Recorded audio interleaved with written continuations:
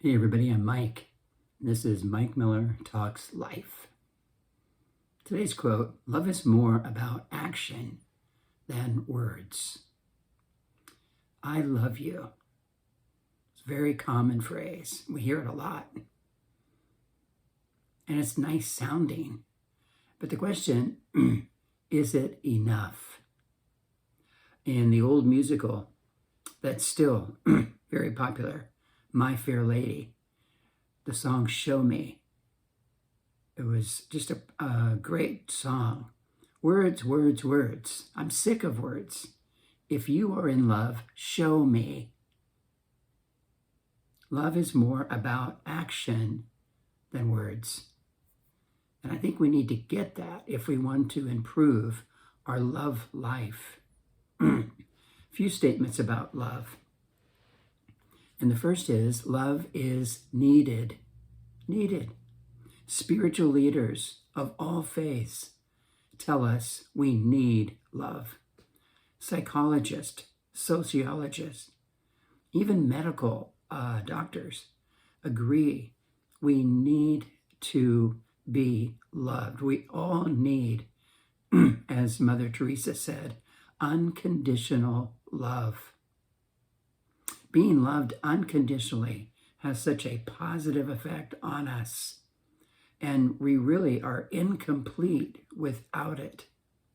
It fills us with a sense of belonging and acceptance. It helps us line up with our purpose.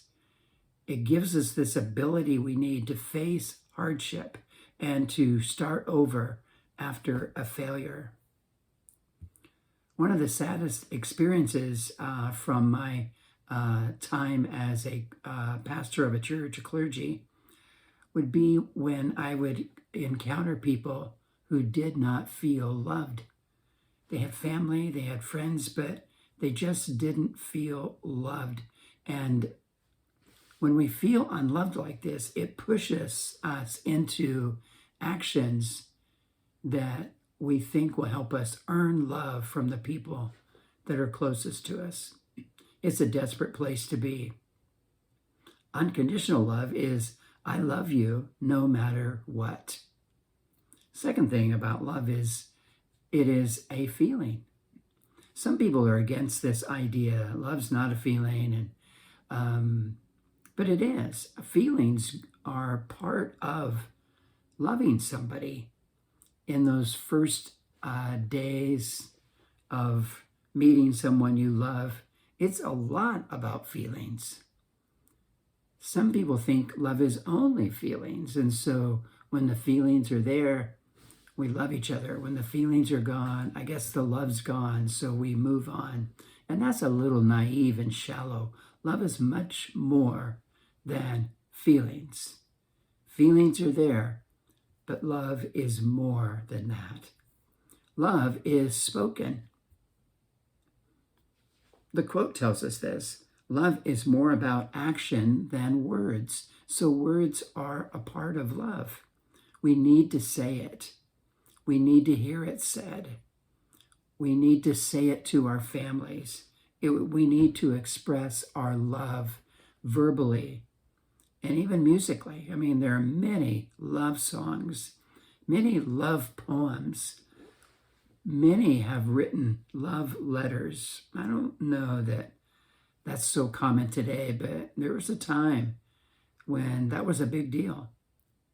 And some people, sometimes we've discovered that some people have kept these love letters tied in a little bow, a neat little package of love letters. So love is spoken. But number 4, love is not just saying, I love you. Actions speak louder than our words. Actions add weight or substance to our words. Action is about doing things that back up and support what we say. We have all heard people say, anything I can do to help, just let me know. And we've all let those people know. And we've all probably experienced that they don't really show up. They didn't really mean it. But we've all have memories of those times that somebody said that. And they were there when the need arose. We know they cared about us because they did what they said. There was action. Action requires more from us than simply words. So we're sort of raising the bar to what real love is about. It requires from us. I mean, I can say, hey, I really support you and care about you. You let me know if you need anything. That's pretty easy to do. But when that phone rings and it's them, then something's required of me. Action requires more. Action is telling us that love is visible. We can see action. It also helps us understand that since it is action, we can choose to show it. We can choose to do things for people that we love that communicates that we do love them and how much we love them. A famous person among Christians in the early church was called Paul. He was the Apostle Paul, famous writer, wrote much of the New Testament. And he wrote a very famous essay or piece of prose on love. And it's used all the time, current day. I mean, I've done a lot of weddings in my time, and I don't know how so many have used this reading in their wedding. You can go in homes of Christian and non-Christian and often find a plaque on the wall with this saying on it. Because we're interested in love, and this nails it down in a way. It's not everything that love is, but it's certainly some things. And he was involved in conflict in a church that they weren't getting along, and he was there to help them smooth it out. And so he talks about loving people, loving each other, and he gives some very practical ways. And he says two things that love is. Love is patient, and love is kind. Actions, action words. Patience is action. It's choosing to put up with people, to tolerate them when they are being hard to love. And it's choosing to not give up on somebody. It's patient. And when we're different, it's patient to work through those differences. Love is kind. Beneficial acts, gracious acts are signs of a person who is loving. So love is patient and love is kind. Two actions. But then he said there are some actions that we can fall into that are not loving. And they're actually quite damaging in a relationship. Always getting our way is not a sign of love. Making everything about you or about me, it's not being very loving. Rude behavior, anger and rage, these are not signs of love. And keeping a record of all the things that somebody has done that are wrong, all the times they've blown it, all that, that is not a sign of love. That is a sign of a person who's so self-centered that they don't even forgive. They won't let anybody off the hook when they've blown it. A loving person chooses not to be selfish. That's what Paul is trying to communicate. So we see that love is action. It's more than just those words. There has to be some action there. Point number 5 is that love is a commitment. Love demands that we set our stuff aside for the sake of the people that need to be loved from us. One writer, counselor, said that when two people come together, putting themselves second and the other person first in a relationship, you will find a very dynamic love relationship. That's powerful. That's what a good marriage is. That's what a good relationship is. It's not like you don't get your needs met, but you're willing to put your stuff aside and think of the other person and try to meet those needs in their life, trusting that the other person loves you in the same way, so your needs will get met. Love is a commitment to the people in your life to help meet those needs. A famous book among Christians, Love Languages by Gary Chapman. It's kind of a Christian self-help book, and it's not super Christian. So if you're not a believer, it's not going to push you to be something you don't want to be. It's just about relationships. And Gary says that, number one, we all have a love tank. And this is simply his way of saying we all have a need for unconditional love, like I pointed out in the beginning, and that we need to keep this tank filled. And if it gets too low, we will struggle emotionally and other ways. And then he says certain things communicate love to us more than other things do. And these things that communicate love to you are your love language. And we all have a primary love language and a secondary one. And his idea is to discover what the love language is in the people, the primary person, if it's a marriage, but the people around you. And do that. His idea that these 5 love languages are words of affirmation, acts of service, quality time, giving gifts, and physical touch. The commitment is I need to commit to learning what makes the key people in my life feel loved. I need to commit to becoming a student of these people so I can learn what really helps them feel loved. And you need to make that same kind of commitment for the people in your life. I can ask them, what really makes you feel loved? Or I can just spend time observing and do a trial and error kind of approach. But we really need to commit to learning because we have a role in helping keep their love tank filled to a healthy level so they don't question whether we love them or not. We should do this with all key people in our life. Study them, our children, our grandchildren. We want them to feel loved by us. It is a commitment to change. Some things we maybe have been doing as acts of love do not communicate love like we thought they would. So stop doing those and start doing what makes a person feel loved. So it's a commitment to change. And it's hard and it's stretching, but change is always hard. But the payoff is the people that you love the most will actually feel loved by you.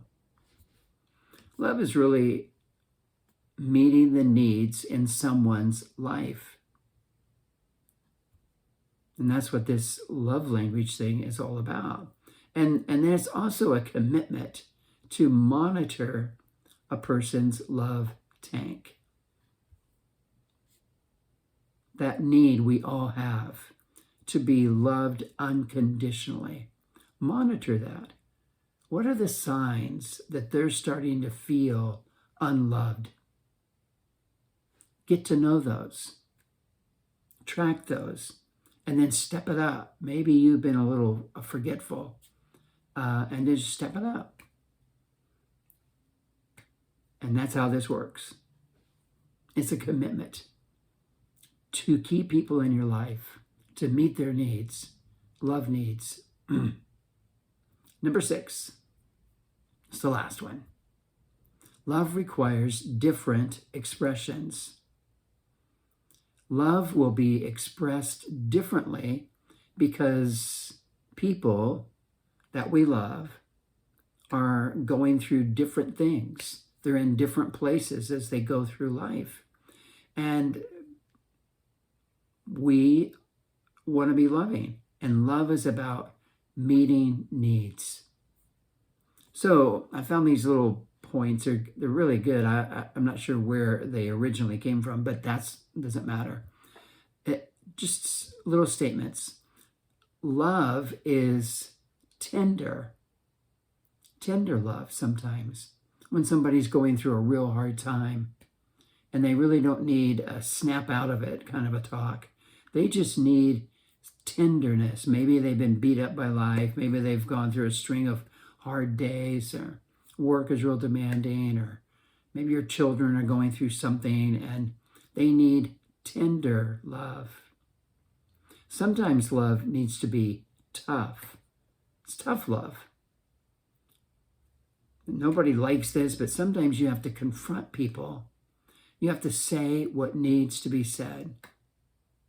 And the idea is to correct some behavior, to help a person see what they're doing and make a change. And this is always hard. It's because it's being firm but sensitive at the same time. Tender, tough love. If you're doing only tough love, then that's not good. Radical. Sometimes love needs to be radical. Instead of retaliating, defending yourself, we are challenged by Jesus. So this is a tough thing on Christians. If you're not a Christian, you're kind of off the hook. But we have a hard standard from our faith leader, Jesus Christ. And radical love is choosing not to retaliate. Turn the other cheek. Sort of take it. Go the second mile when authorities demand something from you, or someone is demanding something from you that has a place of authority in your life. Do more than they're asking. And let your rights go. We don't always choose to not retaliate. You have to defend yourself sometimes if there's harm about to happen. So it's not that, and it's not every time, but sometimes it will feel like if I could not retaliate here, but choose to do something that shows love, there will be a payoff. I know it's hard, but it's rewarding. Love is tender. There's tender love, there's tough love, there's radical love, and there's sacrificial love. Love will cost us something. Sometimes everything goes fine and smooth and it's wonderful, but every once in a while, love is going to cost you. The person that you're loving, the people in your life that you're loving, need more. And it'll be a choice to get yourself out of the way so that you can love this other person. It's costly. Sometimes we have to let our needs go for a moment. Let our rights go. Sometimes it'll cost us time and energy, even money. Because love is demanding. The model for this for Christians is God himself. God so loved the world that he gave. He sacrificed greatly to show his love for us. And God's love was at times very tender. He's described as being like a loving father. Sometimes his love is tough when he just sort of draws a line in the sand and say, hey, this is what I want. And you're kind of blowing it, kind of a deal. His love is radical, as he modeled through his son, not retaliating, because love was needed more than me defending myself. Always sacrificial. God is love. Well, we all need to be loved. We all need unconditional love. And we will be better at loving when we realize, as the quote says, love is more about action than words. Love is words plus actions. Love is more about action than words. Well, thank you so much for listening. I know this might have been a little long, and I feel like I've done two kind of long ones, and I need to do a short one just to redeem myself. So maybe next time I will. But I feel like these are important things to think about. They're about our life. And so hopefully there's something here for you, and hopefully you'll respond by like or subscribe or whatever. Until next time, I hope your week is good, and I hope you stay safe. Thank you.